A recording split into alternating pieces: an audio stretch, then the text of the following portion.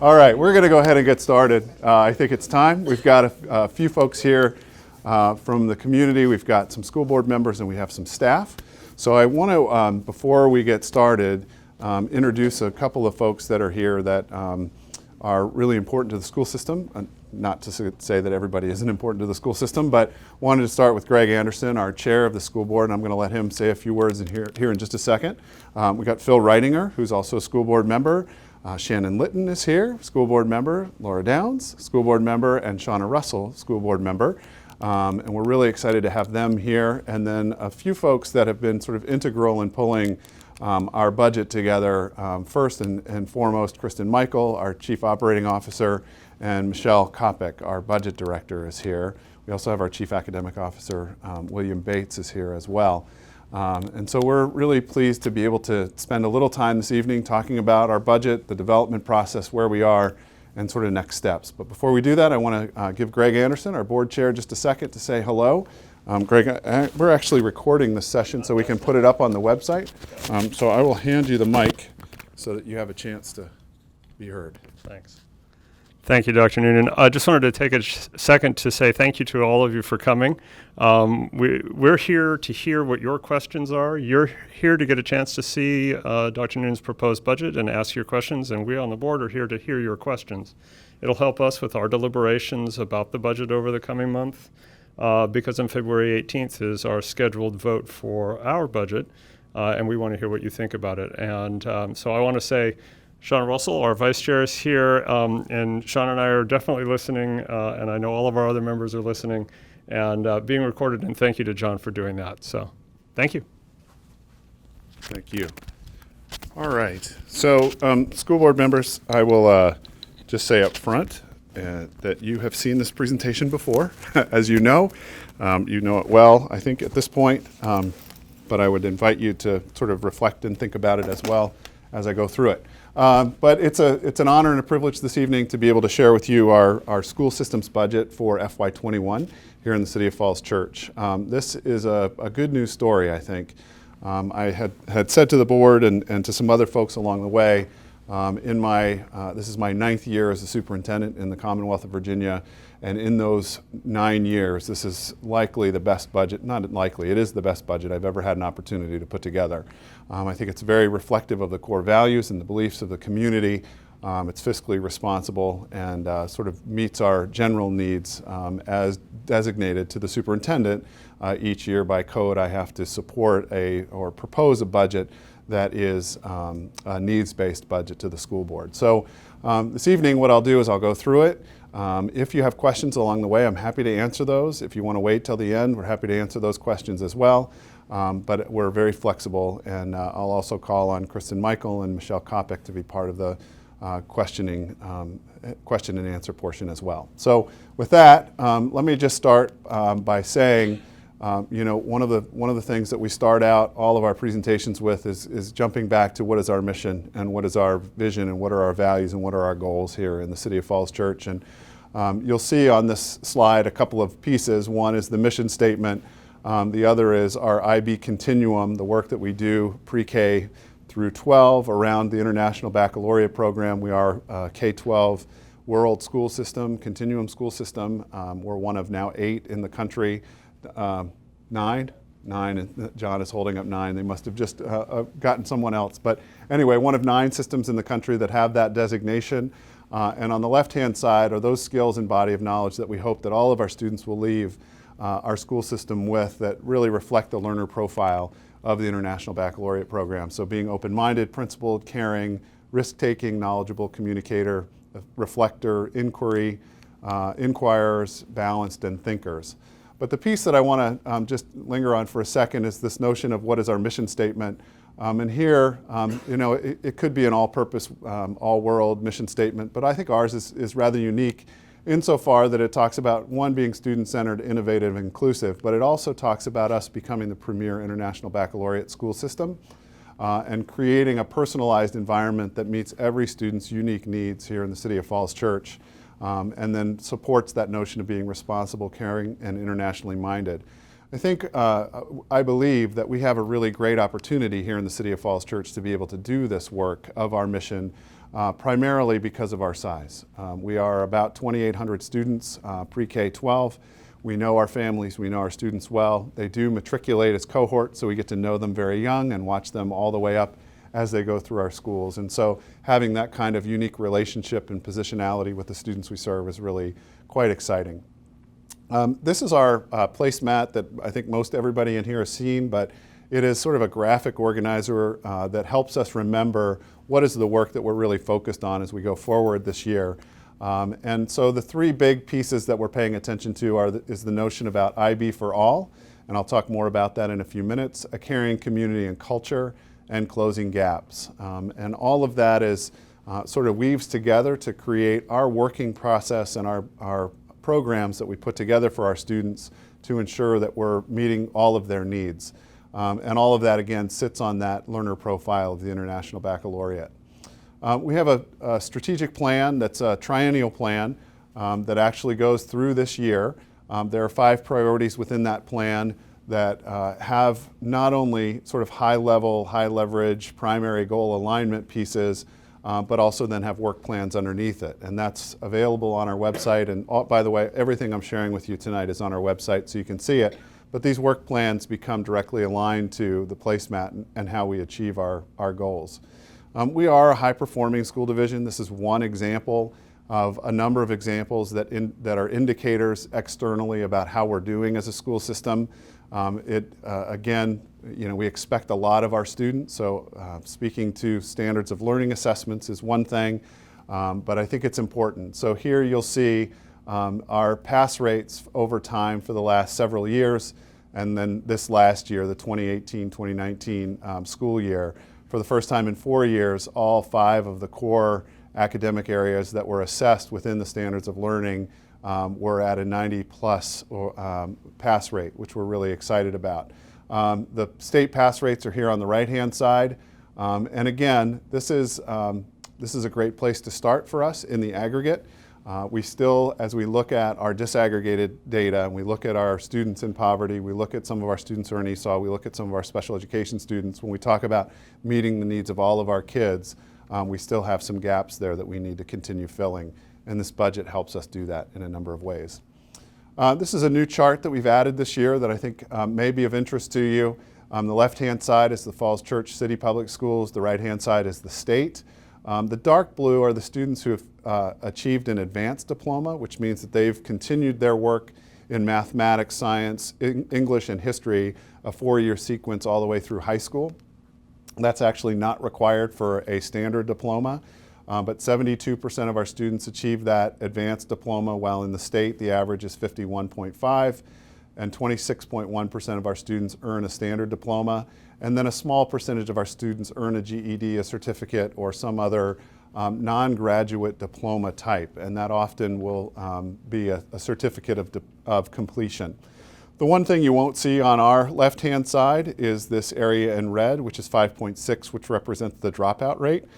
Again, one of the really great things about being small and knowing our families and knowing our kids is that we really do try to get to know them so well that we bring them into school every day and work with them, meeting their individual needs, so we really don't have any dropouts to report in the City of Falls Church. With respect to student achievement in International Baccalaureate, and remember IB for All was a big piece of one of our placemats, big ideas. And one thing I want to be clear about is that there are really 2 ways that students can access the International Baccalaureate program in the City of Falls Church. And the first is through going through our PYP program, which is in all of our 2 elementary schools, Mount Daniel and Thomas Jefferson, that leads through inquiry.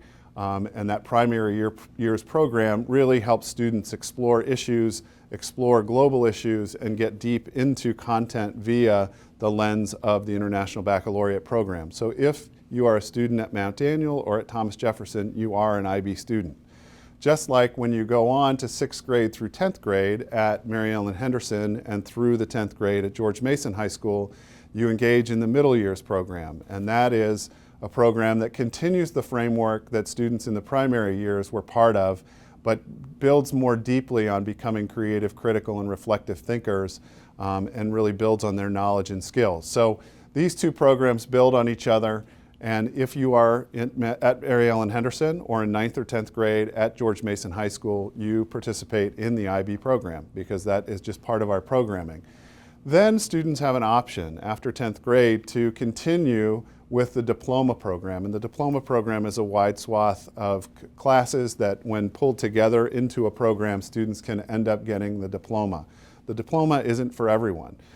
In fact, the IB program isn't for everyone. But what we have committed to within IB for All is making sure that all of our students, regardless of the class that they're taking, at least begin to look at the curriculum and content through the lens of International Baccalaureate. So it may be a standard level English course, but we're still using the approaches to learning or the approaches to teaching like we would in an IB course. Or students can elect to take one IB course, but maybe not the full complement to become a diploma program candidate.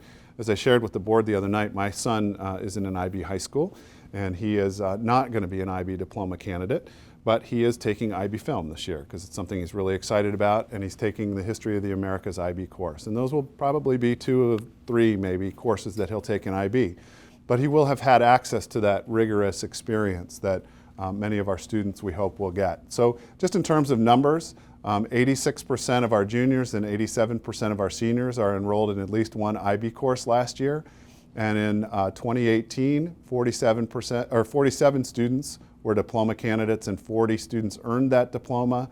And in 50 diploma candidates and 47 diplomas were awarded. So we see a continuing growth in the diploma, but that can fluctuate from year to year based on desire and how much a student is willing to take on.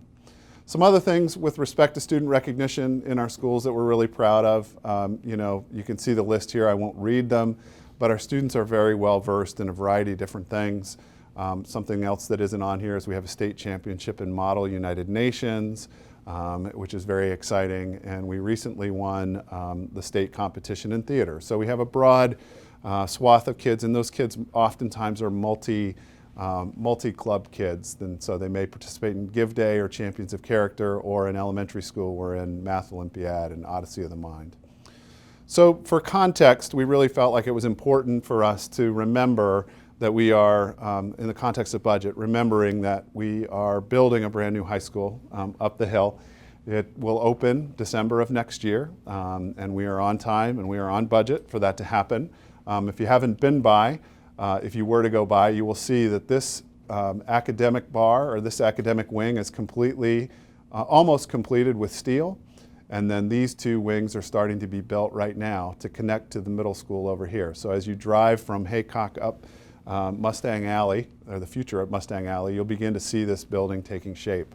But that is a huge investment by the community. And we're very appreciative to the community for the commitment that they've made to help us build this high school. And as a consequence of that, we want to be really thoughtful about our budgets going forward. So just in terms of projections, how many kids should we be expecting? And I won't go into the details of this too much, but one thing I want to be very clear of up front is that our projections in enrollment are tied to what we know. So for example, the Weldon Cooper Center, who does our projections work, looks at birth cohort data, and then they look at birth data, and then they look at cohort data. So how many kids are moving or matriculating from one grade to the next grade.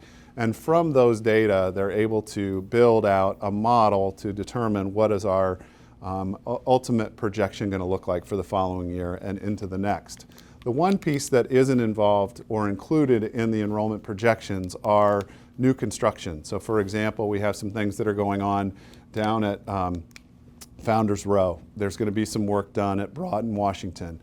We know that the new build next to the high school is going to yield some students too. So those are things that we have to pay attention to going forward and into the future, but the projections that we get currently don't include those numbers. So the decisions that we make today, though, are important for us to think about how they may impact tomorrow and down the line. Just in terms of our overall historical enrollments, this is 2001, 2002, and this is last year. So, or projections for next year, excuse me. So if you look at it, obviously the trend line is up. I would anticipate that this trend line, while it took a dip here, it started to go back up, will continue to go up now into the future with the new development that's being built. Just for your purposes, in case you want to look at this online, these progressions going from the bottom to the top are grade level projections and historical enrollment. So the blue is our pre-K and the orange is 12th graders. So you can kind of see how do our classes go from year to year. This chart shares exactly what our projections look like they're going to be for next year. The big takeaway that I want to emphasize on this chart is that our projected enrollment next year is to grow by 37 students across the system. And that 37 students doesn't necessitate a new classroom teacher, because those 37 students will be sort of dispersed across the continuum of services. But what you will see in here, if you were to pull this up, is you'll see FY20 actuals, and that's our enrollment this year for Mount Daniel, Thomas Jefferson, Mary Ellen Henderson, George Mason, and then Jesse Thackeray. And then our projections for next year. And then ultimately in that last column, you'll see the delta or the differential between actuals this year and projections for next year. So what that means is that each grade is going to fluctuate a little bit from year to year. The biggest example of that is our 6th grade at Mary Ellen Henderson this year is 236 students. Next year we're projected to be 171 because those 236 students are moving up to 7th grade. So it means that our 6th grade will go down by 65, but our 7th grade is going to go up by 41 because we have less students in 7th grade now, and it'll rise up from there. So that means we'll have to do some internal shifting of staff and moving some folks around just to make sure that we maintain our coverage of classes. But in the end, our grand total projection and change is 37 students. This is the pie chart that we show every year. It shows what are our revenues and what are our expenditures. We're very thankful to the Falls Church City Government because they do transfer to us, projected for 2021, 81.7% of our school budget does come from the locality. And 14.7% comes from the state, and we get about 1.1% from the federal government, and then about 1.8% in fees and others. And then we have a small beginning balance that we carry forward that represents the entirety of our revenue. On the flip side of the expenditures, yes? On the revenue side, I'm assuming we get a significantly higher percentage of our revenue from city transfer than other cities in the state. Yeah, that's a great question. So the question was, just because you didn't have the mic, do we get a larger percentage of city transfer than other localities as relative to our budget than other localities? And the answer to that question is yes. And the reason for it is that the state does something called the Local Composite Index, which is sort of a general index of wealth of the community, which then dictates how much state funding comes. And any amount that the state doesn't fund based on the Local Composite Index, the locality has to pick up the rest. So a good way to think about it is, or an easier way to think about it is, it's about an 80-20 split, or even less than that actually. But we get about, our local composite index is a 0.8, which is the highest it can be, which means that about 80% of our budget would come from the locality and 20% from the state. So yes, is the answer. On the expenditure side, the thing I want to point out here is the main driver in our budget every year is people. We are a people organization. It's what we do. We work with kids. We have staff. So 86%, 87% almost of our budget goes into salary and benefits. We have a small percentage that goes into contracted services. Small percentage that goes into materials and supplies. We have some utilities and travel, capital replacements and transfer and reserves. The reason that I point out the salary and benefits piece as being such a significant part of our budget is that oftentimes we're asked, are there places that you can pull back in your funding or tighten your belt a little bit? And the truth of it is when almost 87% or 86% of our budget is in people, it's really hard to pull people out of classrooms and to make that work. So while we'd love to be able to tighten up a little bit, it's often hard because we are a people organization. So in December, on the 9th, the City Council gave us guidance, and that's what they do every year. And they give us guidance to say, okay, here's what the percentage of transfer is going to be over the amount that you got last year. So this year, based on organic revenue growth in the city government gave us, City Council gave us guidance of 3.1%. That 3.1% represents $1.3 million in additional money from the city. And then we also are looking at a methodology where if there is more money at budget time, when we finally end up marking up the budget, or at year end, whatever is left over, we would share 50-50. So that happened last year. There was a little bit more money available because growth came in a little bit higher than they had anticipated in their original guidance. And so we took the additional money that we received at budget time and created a staffing reserve, which was really good because part of our methodology last year to have our budget balance was to cut some positions, and one of them was in kindergarten, and our kindergarten enrollment came in higher than we anticipated. So we were able to use that money to replace that. But the reason we were able to capture some more revenue from the city is because the organic growth went up and we shared it 50-50. So the overall amount that the general government would transfer to us based on a 3.1% guidance is $44.5 million roughly, or 81.7% of our revenue, of our budget. This number's sort of interesting. If you think about it, 1.3 million, just kind of file that away in the back of your head because it does sort of match one of our initial expenditures almost to the number. So here's some new state revenue that we received this year. Every 2 years, the state re-benchmarks their budget. And this year they re-benchmarked, and when they re-benchmark, they look at the standards of quality. So how many teachers, how many staff members, how many counselors, et cetera, do you have in your building? And then the Board of Education makes recommendations. The legislature oftentimes will adopt those recommendations, and then the state has an obligation to fund those standards of quality. Well, this last year there were some changes in the standards of quality, and when they re-benchmarked against those standards of quality, the state gave us more money to meet the needs based on those new standards of quality. Well, the truth is we already meet those standards of quality. Our staffing ratios are already lower than across the state. We already have more school counselors than are required. And so as a consequence of that, additional funding that we receive to meet the standards of quality can actually be repurposed for something else. And so in state aid, we are getting an increase of $712,000, and in sales tax, we're gaining about $250,000. And that's based on the governor's budget that came out earlier this year. So that's a good news story for us because getting this extra money from the state will help us create some balance in our budget. So again, just in terms of projected revenue, I've shared with you how much we get from the city.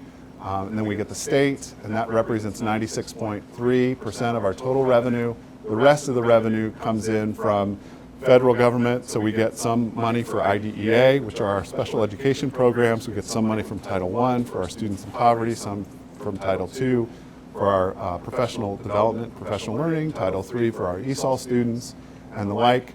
But what we do know is that we're going to get a slight decrease in some of our federal grant programs of about $12,000, but we do expect that we're going to get about $573,000 more in federal revenue, and then we have some beginning balance. We carry over a balance of about $450,000 just to make sure we have a rainy day fund in case something happens.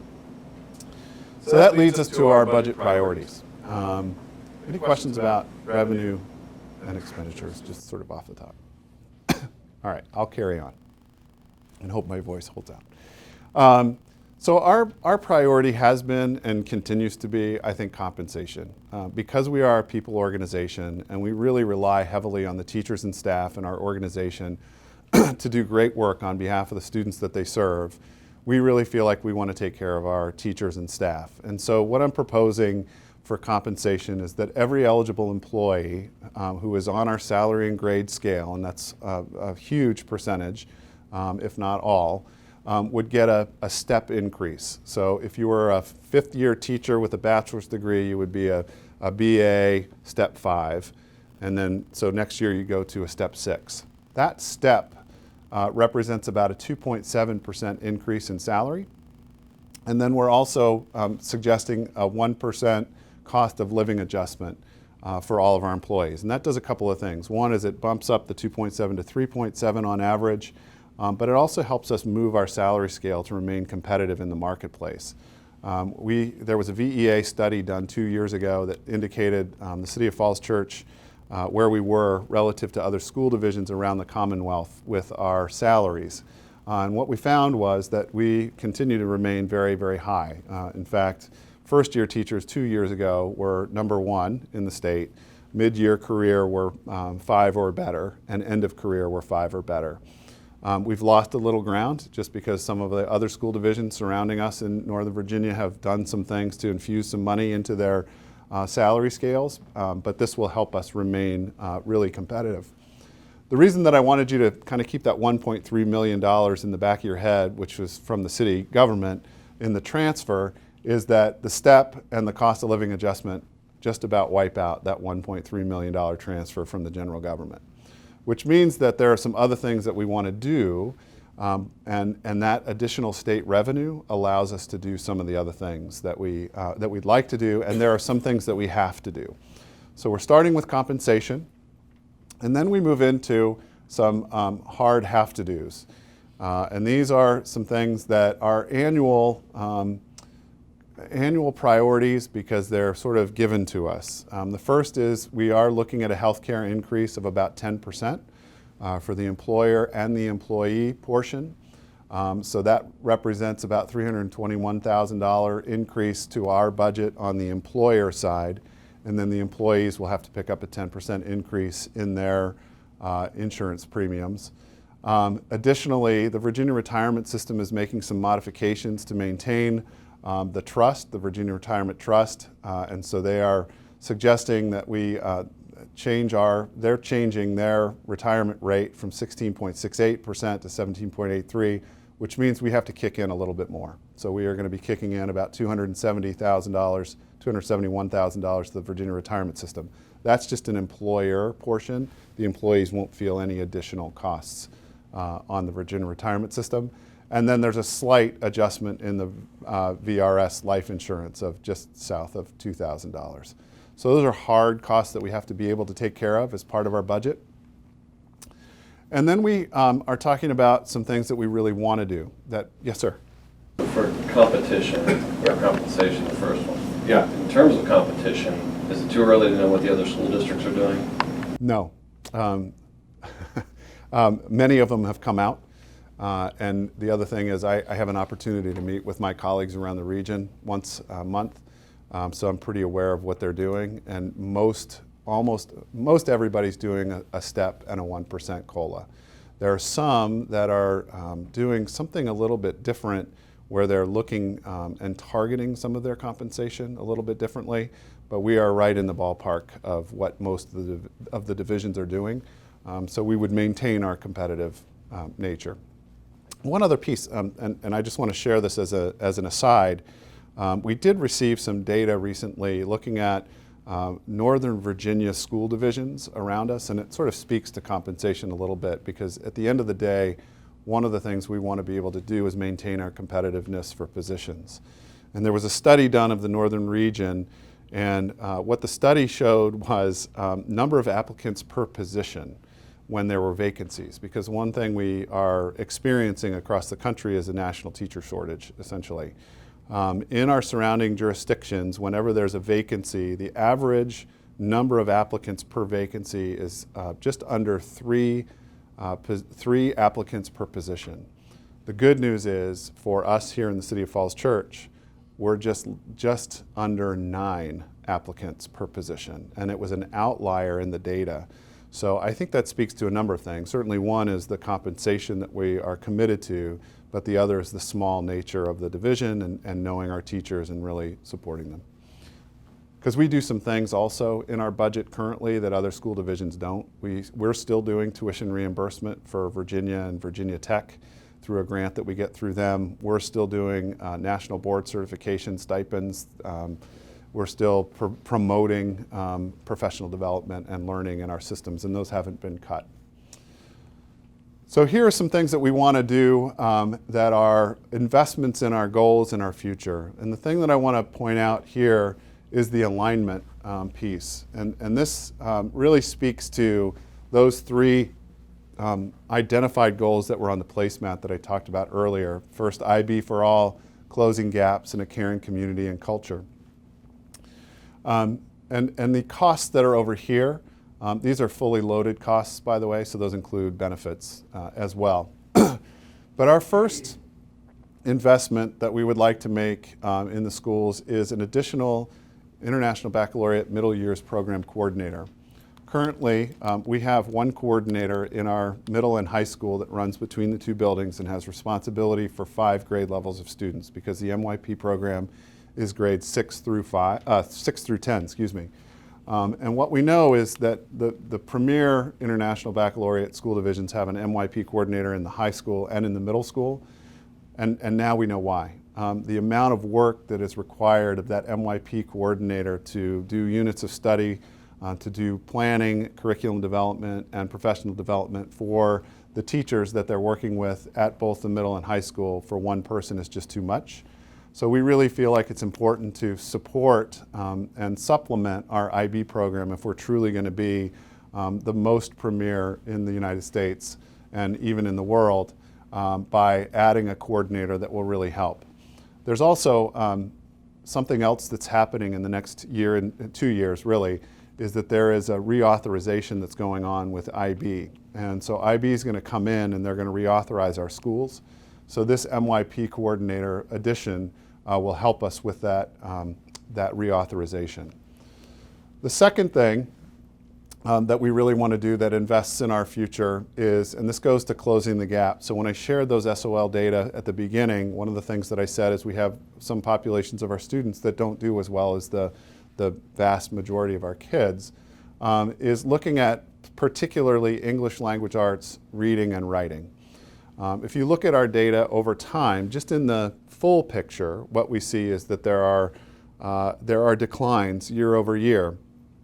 Very small, but over time those will create some real issues for us if we don't get in front of them. Additionally, we have a number of our students who are struggling in reading and writing.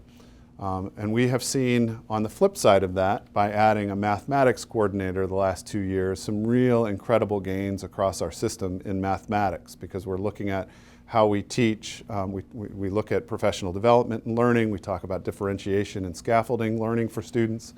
But we would anticipate that this English language arts coordinator would be able to embed themselves in schools, work with teachers, develop structures and strategies to work with our young middle and high school readers and writers to help support their learning going forward. The primary mission of this person would be to develop our staff, to build capacity, and help us ultimately serve each of our students well in the area of reading, writing, and language arts. The third investment is in a social worker. We do have several social emotional needs in our community. And we, again, are exceeding in our staffing of school counselors. We staff more than what the required ratios are from the state of Virginia. We also have a significant number of social workers already, but we think that by adding one more social worker will really round us out in the realm of social work and be able to address some of the social emotional needs in a more connected and holistic fashion, because social workers are really great at working with families and family units. And so this additional social worker will help us get to some of those social emotional needs a little bit more nimbly than perhaps in the past. The next investment is some contract length adjustments. This is sort of a, I don't want to say cleanup, but in some ways it's sort of taking care of some things that, and it's a smaller number, 63,000, some things that are misaligned, and that kind of brings us into alignment. So an example of that is the director of preschool is an 11-month employee, but the preschool is open for 12 months. So we really need to have a 12-month employee at the preschool. We have a program at our middle school for students that might be outplaced for day treatment, and we're trying to keep our students here in the City of Falls Church and serve them. That coordinator of that program is 10 months and really should probably be 11 months because they work through the summer writing IEPs and the like. So doing some of those contract adjustments will be $63,000. At Jesse Thackeray, we have a part-time clinic and part-time office support person, and we're suggesting in our budget that we make that person full-time. Right now, when that person leaves, the director of the preschool is the person who's answering the phones and handing out bags of ice and taking care of kids that way, which is, part of the job, all other duties as assigned. But we really want that director of preschool in classrooms working with teachers and working with kids. And then the last item in here for building for our future is custodial support. That line item is we're adding 100,000 square feet to our high school. So we have some additional custodial needs. So that represents 3 additional custodial positions that would go into the high school. So the total cost for these investments into our future and our goals is $540,000. So some other things that we're looking at to capture some revenue to help all of this balance is that we are looking at salary lapse, and that is when an employee leaves, and let's say I were a 20-year veteran in the system and I decided that I wanted to go to another system after being here for 20 years, and we hire behind that person, and the person we hire is a 5-year teacher, we would have some savings in that salary line. So when we look at our salary lapse, we do have some savings there. We also have some savings in our other employee benefits. We know that our actuarial liability for our retiree health care is actually going to come down $27,000. We're going to save about $44,000 in a transitional retirement plan that was in place from 2002, 2003. And then we also recognize about $31,000 in savings from FICA. So when you take all of that together, we get real close to our balancing of our budget, and I'll share that in the next couple of slides. But before I do that, there are some things that we would like to look at if some one-time money became available. And these monies or these dollars would happen, for example, that year-end balance that we carry forward. If we wanted to spend some of that, we could spend some of that on one-time money. We wouldn't want it to be reoccurring. So these would be reoccurring one-time purchases if we had some extra money. The first is some additional custodial support, and this is really materials and supplies for custodians at George Mason. Replacement buses.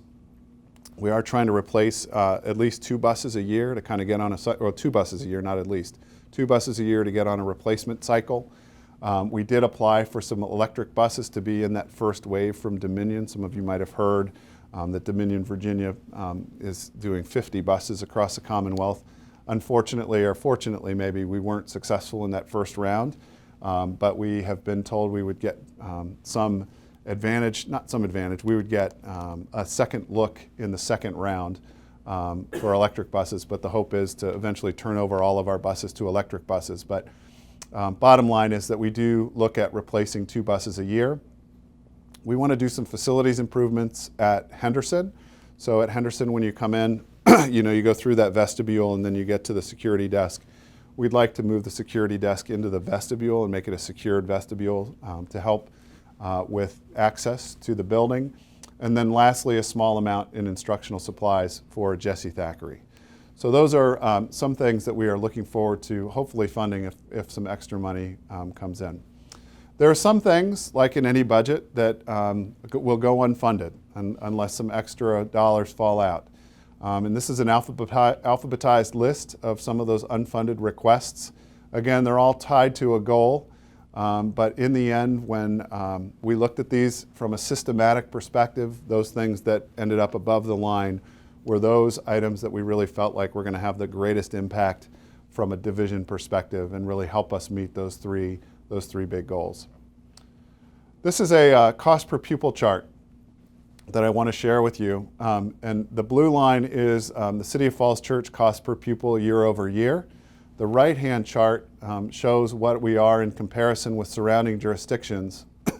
And then this bottom line is the CPI line. So if you look at adjusted inflation, we do follow that line pretty closely. But the big idea here is that next year we're projected as a school division to have a cost per pupil of just over $20,000 per student. That puts us among the top in cost per pupil spending. One of the reasons that we have such a significant cost per pupil is that we have made a decision as a community that we want to maintain very small class sizes. So we're staffing our classes at 22 to 1 or 24 to 1 at the secondary level or upper elementary, versus other surrounding jurisdictions that are staffing their schools at 28, 29, and sometimes 30 to 1. If we were to staff our schools at a much higher rate, it would mean we would need less teachers, which ultimately would drive down that cost per pupil. But we've made a decision as a community to maintain low class sizes, and as a consequence, it maintains a relatively high cost per pupil. So here is a summary, and we're going to hand out to you tonight a one-page summary document that you can take with you. But in this summary, you'll see on the left-hand side the revenue, and on the right-hand side are the expenditures, and that sort of talks about all of those things that I indicated earlier, where the money's coming from and where we are proposing that it goes. And then here is the calendar of events. And right now we're about here. So on February 3rd, there'll be a CIP presentation to the Planning Commission. On the 11th, there'll be a public hearing and a work session of the board. And then on February 18th, the school board will adopt the advertised budget. So the way it goes is there's a superintendent's proposed budget, then there's a school board adopted advertised budget. That advertised budget gets sent over to the city council, and our chair, Greg Anderson, will present the advertised budget to the city council on March 9th. Then the city manager incorporates our budget into the city's budget, and then the city council on April 27th will adopt the budget ordinance, which includes the amount that would then be transferred to the schools. And then on May 5th, the school board will come back together in case there's some additional revenue that needs to be adjusted for, and adopt finally what the ultimate budget will be. So that's our budget calendar. I do want to make sure everybody knows that all of the materials for our budget are on the website. We have a relatively large budget book. I see, Michelle, will you hold up the budget book? This budget book is all online as well, so if you want to dig in line by line to see where we are and what we're spending, we certainly welcome that. One of the things we are absolutely committed to is a transparent process through the budget, and are happy to answer any questions that you might have tonight. So with that, I will end my budget presentation, take questions, and then if there are anything else, we're happy to stand around and talk. So there you have it. Yes, ma'am. I have kind of a micro question. Okay. So when you're looking at you mentioned that for your positions as teachers, there's generally like 9 applicants. Yes. Do you do any type of extra outreach or things to increase the possible minority representation among the applicants? That's a great question. I'm going to repeat it just so we have it on record as well. So the question was, what do we do to increase our outreach so that we can increase our minority applicants to the system? We recently, well, there's a couple of things. I'll back up. When I came in a couple of years ago, one of the things that we really wanted to spend some time doing was looking at exactly that, how we could increase diversity in our teacher ranks and across the system.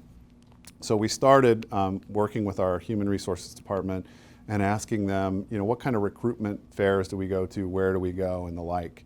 And so we established a goal for ourselves as part of the triennial plan to get out to historically black colleges and universities, and then working more closely with our teaching partners around the area, so universities that have teacher ed programs, and working with them as well. So that was sort of a starting point, but I would say in some ways it was sort of a pebble in the pond. So as we continue our journey, we recently had an equity report done by Dr. Julian Williams from George Mason University. One of the things that he suggested is we need to have a more comprehensive plan. And so we're working through what that comprehensive plan looks like. But one of the things we know from the data is that who goes to some of those fairs and who represents us as a system is really important. And so making sure that we have the right recruiting team on site, making sure we not only get to the right places, but making sure we get the right people there. The other thing that I think is going to help us in the short term and hopefully in the long term is that Virginia passed a law last year that now allows for universities to do a 4-year teacher education program. So now colleges and universities can graduate seniors that can walk into a classroom and start teaching. That didn't used to be the case. Virginia used to say you'd have to get a bachelor's degree in education and then you have to get a master's in something else that you're more solid in. Well, what we know is that the diversity of students coming out of a 4-year program is far greater than it is when students have to go on for 2 more years. So building the relationships with Bob Pianta, the dean at the college and at the University of Virginia, working with Mark Ginsburg, the dean at George Mason already, and trying to figure out how do we tap into that pipeline has been incredibly powerful for us. And so we're looking forward to building that pipeline. Thanks, great question. Yes, sir. So it's going to sound like a math question, but it's more of a philosophical question. So, Falls Church is an excellent school system, right? We're some percentage more excellent than the rest of the state, right? And we spend some percentage more than the rest of the state does.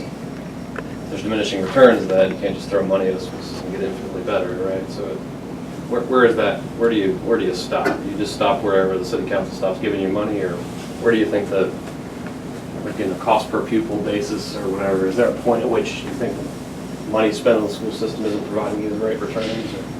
Or? So where's the tipping point of return on investment, perhaps, is a way to think about it. I've mentioned this before, and the only way I can really say it is that for great organizations to operate, it costs about 4% a year. And all things being equal, if we didn't get any more students into our system, and we only had 2,800 students for the rest of the time that we were here, I think it's incumbent upon us as leaders in the organization to continue compensating our folks really well, to maintain that competitive edge, to make sure that there's really great professional development, and to make sure that our teachers have time to plan and to work together. And I don't think you can do that for anything less than 4% a year. So I think at minimum, that's where we are. If we grow in students, I think when we think about compensation and growing as a system at 4%, if we get 100 more students, that could then increase that need. So I did a chart as we were going through the bond referendum, extrapolating out for the next 15 years of what the operating costs of the school system would be at a 4% increase on average year over year. Because I think that's sort of the direction that we go. And I think in some ways it's somewhat reflective of organic growth of a community and economic development and the like. But I also know that there are hiccups in there too, and we have to at some point take a step back, take stock, and figure out how can we refine or get tighter to perhaps bring that number down. But I would say I don't know. I don't know that I see it stopping. I feel like it's my responsibility to make sure our folks are compensated really well for the work that they do. And that costs us about 4% a year. Just a compliment to the budget. I mean, I think if you start with those slides, I think that's the most important thing you can do is make sure that you're competitive, especially in a teacher shortage, you want to be as competitive as you can be. And I just think it's important that you start with that and make that your priority. So I appreciate that. Thank you.